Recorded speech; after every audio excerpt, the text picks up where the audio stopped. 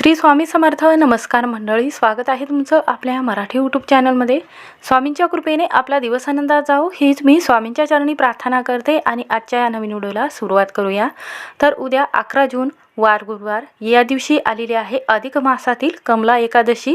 या कमला एकादशीला श्रीहरी विष्णूबरोबरच माता लक्ष्मीची पूजा करण्याला महत्त्व दिलं जातं. तर यंदा 17 मे पासून सुरू झालेला अधिक महिना जो आहे तर 15 जून रोजी या दिवशी अमावस्या आहे, सोमवती अमावस्या आहे. तर या दिवशी हा अधिक मास संपणार आहे. या अधिक महिन्यामध्ये 2 एकादशी आलेल्या आहेत. या दोन्ही एकादशीला खूप महत्त्व दिलं जातं. अधिक महिना हा दर 3 वर्षांनी येतो आणि अधिक मासामध्ये 33 या संख्येला जास्तीत जास्त महत्त्व दिलं जाते.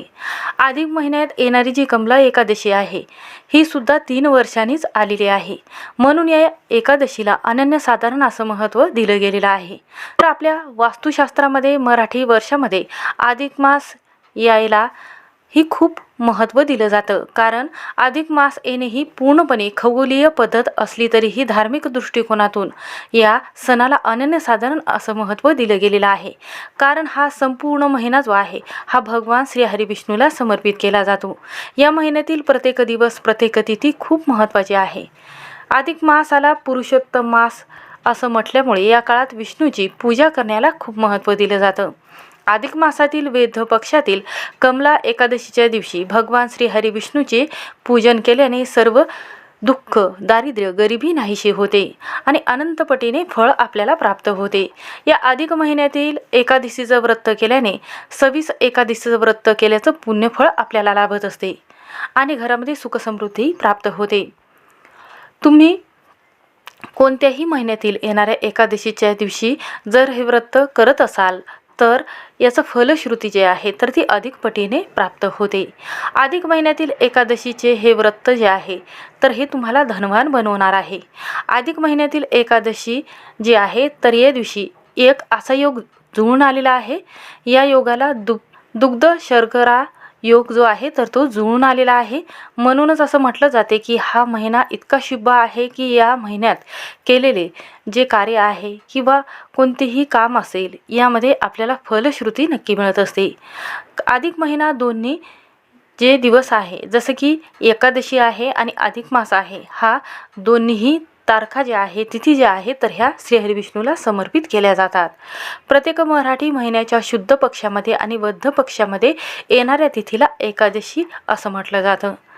तर वेगवेगळ्या नावाने आणि वेगवेगळ्या पद्धतीने आणि याचं महत्त्व देखील वेगवेगळं सांगितलं गेलेलं आहे. प्रत्येक एकादशीचं महत्त्व आणि महात्म्य वेगवेगळं असते. हे व्रत करणारी जी व्यक्ती आहे तर त्या व्यक्तीला हजारो यज्ञाचं पुण्यफळ लाभत असते. तसंच त्या व्यक्तीला मोक्षाची प्राप्ती होऊन घरातील सर्व दारिद्र्य संपत असते आणि मनातील सर्व इच्छा ह्या लवकर पूर्ण होत असतात. या परमा एकादशीला पद्मपुराणामध्ये कमला एकादशी असं नाव पडलेलं आहे. तर ही एकादशी तिथी 10 जून 2026 रोजी रात्री 12:58 चालू होणार आहे. 11 जून 2026 रोजी रात्री 10:37 समाप्ती होणार आहे. त्यामुळे एकादशीचं व्रत जे आहे तर ते गुरुवारच्या दिवशी आपल्याला करायचं आहे. तर पद्मपुराणामध्ये या एकादशीचे वर्णन दुर्मिळ, सिद्धी आणि पुण्य देणारी म्हटले गेलेले आहे. या दिवशी भगवान विष्णूची उपासना केल्याने समस्यासह दारिद्र्य दूर होते आणि जो भक्त मनोभावे कमला एकादशीचे व्रत करतो त्याला मोक्षाची प्राप्ती होत असते. या दिवशी या व्रताची कथा ऐकल्याने वाचल्याने 100 यज्ञ इतके पुण्यफळ आपल्याला प्राप्त होते. म्हणूनच धार्मिक दृष्टिकोनातून ही एकादशी इतकी पवित्र आणि शुभ म्हटल्यामुळे अधिक मासाचं संपूर्ण फळ या एकादशीने मिळत असते. या एकादशीला तुम्ही जर व्रत केलं नाही किंवा उपवास केला नाही तरीही चालेल, पण आपल्याला या दिवशी काही खास प्रभावी उपाय करायचे आहे, काही सेवा करायच्या आहेत. म्हणूनच ज्योतिषशास्त्रामध्ये सांगितल्याप्रमाणे आपल्याला हा उपाय जो आहे तर तो करायचा आहे. तर या एकादशीला तुम्ही हा उपाय नक्की करून पाहायचा आहे. तर हा उपाय कशासाठी करायचा आहे तर हा उपाय केल्याने घरामध्ये सुखसमृद्धी बरोबरच आर्थिक समस्या दूर होतात आणि 33 वर्ष घरामध्ये अन्नधान्याचा साठा हा कधीच कमी पडत नाही. म्हणूनच आजच्या या व्हिडिओमध्ये मी तुम्हाला एक अतिशय प्रभावी असा एक उपाय शेअर करणार आहे. तर उद्या गुरुवार अधिक मासातील एकादशीला तुम्ही एक वेळ उपास नाही केला तरीही चालेल, पण या ठिकाणी आपल्याला एक दिवा लावायचा आहे. हा दिवा लावल्याने संपूर्ण अधिक मासाचे फळ मिळण्याबरोबरच आपल्याला श्रीहरिविष्णूचा आशीर्वाद हा संपूर्ण कुटुंबावर लाभत असतो. त्याचबरोबर घरातील 33 वर्ष जे दारिद्र्य आहे तर ते नष्ट होऊन पुढील 33 वर्ष धन संपत्ती पैसा हा कधीच कमी पडणार नाही. जीवनातील सर्व शत्रू नष्ट होतील आणि त्याचबरोबर घरामध्ये अखंड लक्ष्मी वास करेल. तर हा दिवा कुठे लावायचा आहे, कशा पद्धतीने हा उपाय आपल्याला करायचा आहे याची संपूर्ण माहिती आपण या व्हिडिओमध्ये पाहणार आहोत. त्यामुळे व्हिडिओ हा शेवटपर्यंत नक्की पहा. चॅनलवर नवीन असाल तर नक्की सबस्क्राईब करा आणि हा व्हिडिओ तुम्ही पहिल्यांदाच पाहत असाल तर नक्की लाईक करा, सबस्क्राईब करा आणि हा व्हिडिओ स्किप न करता शेवटपर्यंत नक्की पहा. त्याचबरोबर असे नवनवीन व्हिडिओ पाहण्यासाठी बेल आयकॉनला नक्की प्रेस करा. जेव्हा मी नवीन व्हिडिओ अपलोड करेन त्याचं नोटिफिकेशन सर्वात अगोदर तुम्हाला भेटेल आणि तुम्ही एक पण व्हिडिओ मिस करणार नाही. तसंच कमेंटमध्ये ओम नमो भगवते वासुदेवाय नमः हा मंत्र लिहायला विसरू नका, जेणेकरून तुम्हाला संपूर्ण अधिक महिन्याचं फलश्रुती प्राप्त होईल. भगवान श्रीहरिविष्णूचा आशीर्वाद संपूर्ण कुटुंबावर राहील. तसंच व्हिडिओला एक हाईप नक्की द्या. या व्हिडिओमध्ये मी तुम्हाला जो उपाय सांगणार आहे तो वास्तुशास्त्रामध्ये आणि पद्मपुराणामध्ये आणि शिवपुराणामध्ये सांगितला गेलेला आहे. असं म्हटलं जाते की हा उपाय केल्याने आपल्या घरातील जी गरिबी आहे तर ती नाहीशी होते, आर्थिक समस्या दूर होतात. जर तुमच्या घरामध्ये तुम्ही पूर्ण श्रद्धेने हा उपाय जर गुरुवारच्या दिवशी करत असाल, कारण गुरुवार हा श्रीहरिविष्णूला समर्पित केला जातो. या दिवशीच कमला एकादशी आलेली आहे, म्हणून हा उपाय करत असताना जास्तीत जास्त 11 वाजेपर्यंत आपल्याला हा उपाय करायचा आहे. तर आपल्याला हा दिवा आपल्या घरामध्ये कोणत्या वेळी आणि का लावायचा आहे तर पहा, तुम्ही सकाळी हा उपाय करू शकता किंवा संध्याकाळी केला तरीही चालेल. जर आपल्याला हा उपाय सकाळी करणं झालं नाही तरीही चालेल, पण संध्याकाळी नक्की करायचा आहे. तर पहा, आपल्या हिंदू धर्मामध्ये दिव्याला प्रथम स्थान दिले गेलेलं आहे. जेव्हा दिवा लावतो तेव्हाच देवाची पूजाही पूर्ण होत असते. दिव्याने जेव्हा आपण देवाला ओवाळतो तेव्हा आपल्या मनातील इच्छा हे देवापर्यंत पोहोचत असतात. म्हणूनच दिवा प्रज्वलित केल्याशिवाय कोणतीही पूजा हवन जे आहे तर ते करता येत नाही. म्हणूनच दिवा लावून देवाची सेवा आणि पूजा केली जाते. त्यामुळे आपल्या मनातील ज्या गोष्टी आहेत तर त्या देवापर्यंत पोहोचत असतात. जेव्हा तुम्ही ही सेवा करता किंवा उपाय करता तर त्या उपायाचं आणि सेवेचं फळ मिळणारं जे आहे तर ते कधीच संपत नसते. हे अनंत पटीने फळ आपल्याला मिळत असते. आपण दिवा प्रज्वलित करून एखादी सेवा जेव्हा करतो तेव्हा श्रीहरिविष्णू हे स्वतःहून आपल्यावर प्रसन्न होत असतात. तेव्हा ती सेवा किंवा जो उपाय केलेला आहे तर त्याचं शीघ्र फळ आपल्याला प्राप्त होत असतं. म्हणून या दिव्याला खूप मोठं धार्मिक महत्त्व सांगितलं गेलेलं आहे. जर एकादशीच्या दिवशी आपण अशा पद्धतीने जर हा उपाय केला तर घरातील गरिबी आणि दारिद्र्य नाहीशी होते. एका रात्रीत आयुष्याचं सोनं झाल्याशिवाय राहत नाही. आता दिवा लावणे म्हणजे ज्ञान प्रकाश करणे आणि दिव्याचा जो तेज आहे तर तो आपल्याकडे ओढणे आणि सकारात्मकतेचं प्रतीक म्हणून दिव्याला म्हटलं जातं. दिवा लावल्यामुळे आपल्या घरातील नकारात्मक ऊर्जा जी आहे तर ती नष्ट होऊन घरामध्ये पॉझिटिव्ह एनर्जी तयार होते. घरातील वातावरण शुद्ध होत असते. आपल्या घरात सुखसमृद्धी राहते. एवढंच नाही तर दिवा जो आहे हा ज्ञान बुद्धी आणि ज्ञानाचं प्रतीक म्हणून ओळख आहे. आपल्या मनातील वाईट विचार जे आहे तर तो दूर करून आपल्या मनामध्ये चांगले विचार करण्यासाठी दिव्याच्या जे ज्वाला आहे त्याच्यावर हात ठेवून आपण डोक्यावर फिरवत असतो. म्हणूनच एवढं पवित्र आणि शुद्ध दिव्याला म्हटलं गेलेलं आहे. आपलं मनसुद्धा स्वच्छ होत असते. जेव्हा आपण एकादशीच्या दिवशी देवघरातील दिवा हा देवाजवळ ओवाळत असतो आपलं घर हे देखील पवित्र बनत असते. यामुळेच आपल्या कुटुंबामध्ये शांतता आणि सुख समृद्धी प्राप्त होते. दिवा लावल्याने पती पत्नीमध्ये एकोपा तयार होतो. म्हणूनच असं म्हटलं जातं की दिवा लावणे म्हणजे ईश्वराचे साहित्य. अग्नीला हिंदू धर्मात साक्षीदार आणि देवीचे स्वरूप म्हटले गेलेले आहे. असं म्हटलं जातं की दिवा लावल्याने देव हे प्रसन्न होऊन आपल्या मनातील इच्छा ह्या लवकर पूर्ण करत असतात. आणि म्हणूनच जर आपल्या घरामध्ये आर्थिक समस्या येत असेल, घरामध्ये जर पैसा टिकत नसेल, जर तुम्ही पैसे कमवत आहात तरीही तुमच्या घरामध्ये किंवा तुमच्या हातामध्ये पैसा जर टिकत नसेल किंवा तुम्ही एखादं काम करता त्या कामाला 5 मिनटं लागण्याऐवजी अर्धा तास लागतो तेव्हाच आपल्याला समजून जायचं आहे की आपल्यावर लक्ष्मी देवी नाराज आहे. त्यामुळेच आपल्या घरामध्ये पैसा हा टिकत नाही. लक्ष्मी तुमच्यावर कायम प्रसन्न राहण्यासाठी हा उपाय आपल्याला करायचा आहे. घरामध्ये स्थिर राहण्यासाठी आपल्याला हा उपाय करायचा आहे. आर्थिक समस्या दूर करण्यासाठी हा उपाय खूपच प्रभावी म्हटला जातो. घरातील वाद विवाद, वास्तुदोष, शत्रुबांधा कमी होण्यासाठी आणि आजारपण दूर होण्यासाठी आणि घरामध्ये सुखसमृद्धी नांदण्यासाठी हा उपाय खूपच प्रभावी म्हटला जातो.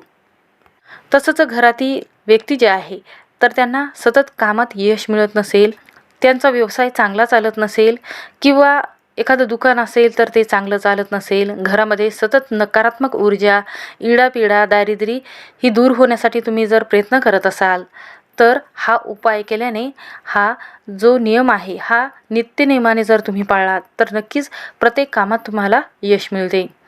तर पहा, हा दिवा लावल्याने 33 वर्ष सुख संपत्ती धन वैभव आपल्याला लाभत असते. कारण अधिक महिन्यामध्ये 33 या संख्येला जास्तीत जास्त महत्त्व दिले गेलेले आहे. तसंच हा उपाय अधिक महिन्यामध्ये केल्यामुळे संपूर्ण अधिक मासाची फलश्रुती आपल्याला प्राप्त होते. हा उपाय करण्यासाठी आपल्याला या दिवशी म्हणजेच गुरुवारच्या दिवशी सकाळी उठायचं आहे आणि आंघोळीच्या पाण्यामध्ये थोडीशी हळद, गंगाजल, गोमूत्र टाकून आंघोळ करून घ्यायचे आहे. त्यानंतर पिवळ्या रंगाचे कपडे घालायचे आहे. त्यानंतर देवघरातील देवांची पूजा करायची आहे. श्रीहरी विष्णूच्या मूर्तीवर दुधाने, जलाने किंवा शुद्ध पाण्याने अभिषेक करायचा आहे. त्यानंतर त्यांना अष्टगंधक, चंदन आणि जो तुळशीच्या काडीचा बुक्का आहे तर तो लावायचा आहे काळ्या रंगाचा. त्यानंतर काय करायचं आहे, पिवळ्या रंगाची नैवेद्य असेल किंवा पिवळ्या रंगाची फुलं असेल तर ते अर्पण करायचे आहेत. त्यानंतर आपल्याला मंजुळा आणि तुळशीचं पान अर्पण करायचं आहे आणि त्यानंतर हा उपाय आपल्याला करायचा आहे. तर उपाय करण्यासाठी तुळशीची इथे आपल्याला एक वाळलेली काडी घ्यायची आहे. एक तुळशीचं पान देखील आपल्याला इथे घ्यायचं आहे. तर पहा, यानंतर जो कलावा धागा आहे तर तो काय करायचा आहे, तर एका वाटीमध्ये आपल्याला पिवळी हळद घ्यायची आहे. त्यामध्ये हे रक्षासूत्र आपल्याला टाकायचं आहे आणि त्यानंतर काय करायचं आहे, त्या तुळशीच्या काडीवर तुम्हाला हा धागा जो आहे तर तो 7 वेळा गुंडाळायचा आहे. जेव्हा तुम्ही 7 वेळा गुंडाळता त्या वेळेमध्ये आपल्याला ओम नमो भगवते वासुदेवाय नमः हा मंत्र म्हणायचा आहे. त्यानंतर या काडीची तुम्हाला वात बनवायची आहे आणि व्यवस्थितपणे तो लाल पिवळ्या रंगाचा धागा म्हणजेच रक्षासूत्र जो आहे तर तो तुम्हाला तुळशीच्या काडीवरती व्यवस्थित गुंडाळून घ्यायचा आहे. गाठी मारल्यानंतर 7 आपल्याला गुंडाळून घ्यायचा आहे आणि त्यानंतर शुद्ध गाईचं तूप घ्यायचं आहे. तुपामध्ये आपल्याला ही काडी टाकायची आहे. एक मातीचा दिवा घ्यायचा आहे. त्या दिव्यामध्ये थोडंसं आपल्याला तूप टाकायचं आहे आणि थोडंसं केशर टाकायचं आहे आणि त्यामध्ये तुम्हाला जी तुळशीची काडी आहे ज्याला आपण लाल कलावा धागा बांधलेला आहे तर ती काडी या तुपामध्ये टाकायची आहे. यानंतर तुम्हाला एक प्लेट घ्यायची आहे. प्लेटमध्ये हळदी कुंकू भिजवून आपल्याला एक स्वस्तिक काढून घ्यायचं आहे. स्वस्तिक काढल्यानंतर आपल्याला त्यावर अक्षता टाकायच्या आहेत आणि त्यावर हा दिवा आपल्याला प्रज्वलित करायचा आहे. दिव्याला हळदी कुंकू अर्पण करायचं आहे आणि त्यानंतर जिथे श्रीहरी विष्णूची तुम्ही पूजा केलेली आहे तर तिथे आपल्याला हा दिवा प्रज्वलित करायचा आहे.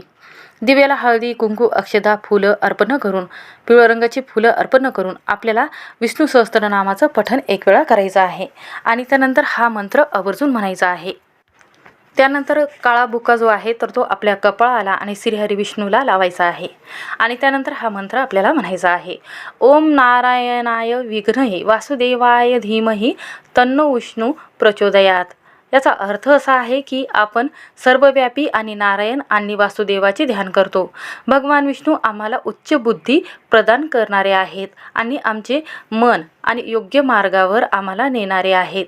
आमच्या जीवनातील ज्या अडचणी आहेत ते दूर करणारे भगवान श्रीहरी विष्णूला म्हटलं जातं. म्हणूनच असं म्हटलं जाते की तुळशीच्या लाकडापासून जो बनवलेला बुक्का किंवा ज्याला आबीर म्हटलं जातं तर तो कपाळावर लावल्याने मन शांत होते, एकाग्र होते आणि शरीराचे तापमान नियंत्रणामध्ये राहत असते. आध्यात्मिक दृष्टिकोनातून हा बुक्का कपाळावर लावल्याने नकारात्मक ऊर्जा जी आहे तर ती दूर होऊन आपल्या जीवनामध्ये सकारात्मक लहरी तयार होतात. तर असा हा दिवा लावल्याने आणि हा मंत्र म्हटल्याने या दिव्यामुळे जीवनातील आर्थिक समस्या दूर होतात, पैशाची कमतरताही दूर होत असते. कुटुंबातील सदस्याची आरोग्याच्या संबंधित काही समस्या असेल तर त्या दूर होतात. कोणाचीही दृष्ट लागत नाही. वाळलेल्या तुळशीच्या काड्याच्या दिव्यामुळे घरातील वातावरण शुद्ध होते आणि रोगापासून मुक्तताही मिळत असते. यामुळे धनलाभ होतो आणि धनासंबंधित सर्व समस्या दूर होतात आणि घरामध्ये धन धान्य हे कधीच कमी पडत नाही. पहा, अनेकदा घरामध्ये विनाकारण वादविवाद होतात किंवा घरातील सदस्यांना नैराश्य जाणवते. अशा वेळी वाळलेल्या तुळशीच्या काडीचा लहानसा तुकडा जो आहे तर तो स्वच्छ लाल कपड्यामध्ये गुंडाळून त्याला पवित्र धाग्याने बांधायचा आहे. कलाबाई धाग्याने 7 गाठी बांधायच्या आहे आणि हे जी पोटली आहे तर ती घराच्या मुख्य दरवाजाच्या चौकटीवर वरच्या बाजूला मध्यभागी टांगायचा आहे. हा उपाय तसंच आपल्या घराभोवती संरक्षण कवच निर्माण होते.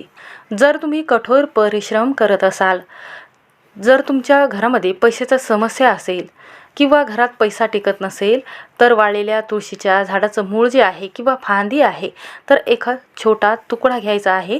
तो गंगाजलाने स्वच्छ धुवून घ्यायचा आहे. त्यानंतर पिवळ्या रंगाच्या कपड्यामध्ये तो तुकडा ठेवून त्याची छोटी पोटली तयार करून तुमच्या तिजोरीमध्ये किंवा जिथे तुम्ही पैसा ठेवलेला आहे तर तिथे ठेवायचा आहे. तुमच्या घरामध्ये अन्नधान्याचा साठा हा कधीच कमी पडत नाही. कारण तुळशीला आणि तुळशीच्या काडीला त्या तुकड्याला खूप महत्त्व आहे. याला तुळशी काष्टदीप असं म्हटलं जातं. हा दिवा लावल्याने घरातील सर्व दोष दूर होतात. अडलेली कामं जे आहे तर ती पूर्ण होत असतात. आणि त्यानंतर तुळस ही अत्यंत पूजनीय आहे. त्यामुळे तिचे अस्तित्व संपल्यानंतरही तिचा अपमान होणार नाही याची काळजी जी आहे तर ती आपल्याला आवर्जून घ्यायची आहे. वाळलेल्या तुळशीला कधीही अस्वच्छ किंवा कोणत्याही ठिकाणी ठेवू नये. तुळशीचे लाकूड कधीही कचऱ्याच्या डब्यात किंवा गटारात टाकू नये. यामुळे मोठे दोष लागत असतात. म्हणूनच तुळशीचा हा उपाय झाल्यानंतर एखाद्या झाडाच्या कुंडीमध्ये माती खाली टाकायचा आहे आणि वाहत्या पवित्र पाण्यात विसर्जित करायचा आहे. तर पहा, महाराष्ट्राचे लाडके दैवत पांडुरंग म्हटले गेलेले आहे. पंढरीत तो विठ्ठल हा सदा भक्ताच्या गोतावळ्यात रमलेला आहे. त्याच्या ओढीने भक्त पंढरपूरला जात असतात. विठोबाला भेटायला जाताना वारकरी अबीर बुक्का आणि तुळशी माळा भेट म्हणून देत असतात. कारण बाकी या देवाला कशाचीही अपेक्षा नसते. विठोबाचं आणि वारकऱ्याचं नातं वर्षानुवर्ष असंच सुरू राहते. म्हणून तुम्ही जेव्हा दर्शनाला जाता तेव्हा कपाळाला बुक्का नक्की लावायचा आहे आणि नंतरच दर्शन घ्यायचं आहे. एकादशीचा उपवास करायचा आहे. त्यानंतर हा दिवा जो आहे तर तो असाच प्रज्वलित आपल्याला अखंड एकादशीच्या दिवशी चालू ठेवायचा आहे. तर आपल्या धर्मशास्त्रामध्ये तुळशीची काडी किंवा तुळशीच्या लाकडाला खूप महत्त्व दिलं जातं.